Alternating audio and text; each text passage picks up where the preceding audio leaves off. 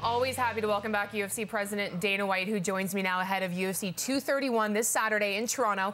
We have Max Holloway and Brian Ortega headlining the card. Now, Max Holloway, he's been dealing with some health issues, hasn't fought for over a year now. Doctors still don't exactly know what is wrong with him, what happened with him. Is there any level of concern there that something might happen, he might be forced to pull out late once again? Yeah, I wasn't crazy about him fighting again at 45. I wanted him to fight at 55, and he was adamant he wanted to fight Ortega.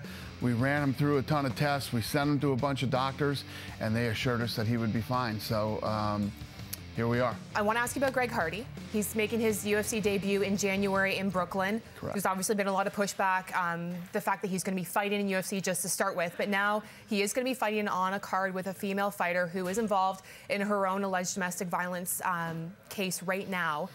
What's your response when people say that this was an insensitive move from UFC? Yeah, it wasn't an insensitive move at all, because the first thing I did was check with Rachael Ostovich. Okay. So I talked to Rachael, and her feelings were, his story isn't my story. Every story is different. This has nothing to do with me and him. And she told me that she has no problem with him fighting on the card. And she is a big believer in second chances. So once I talked to her, cleared it with her, it was a non-issue for me. Okay.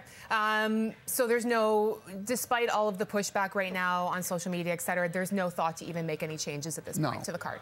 This guy is on the UFC roster. This guy, for the last 5 years, he hit rock bottom. Mm-hmm. He's built himself back up. He's gone through rehabilitation with drugs and alcohol, anger management, you name it. He's done everything that he needs to do. The man has a family. He has a wife and a son and a new baby daughter, and he's trying to build a life for himself. Okay. And, you know, I signed the guy. He's a UFC athlete now.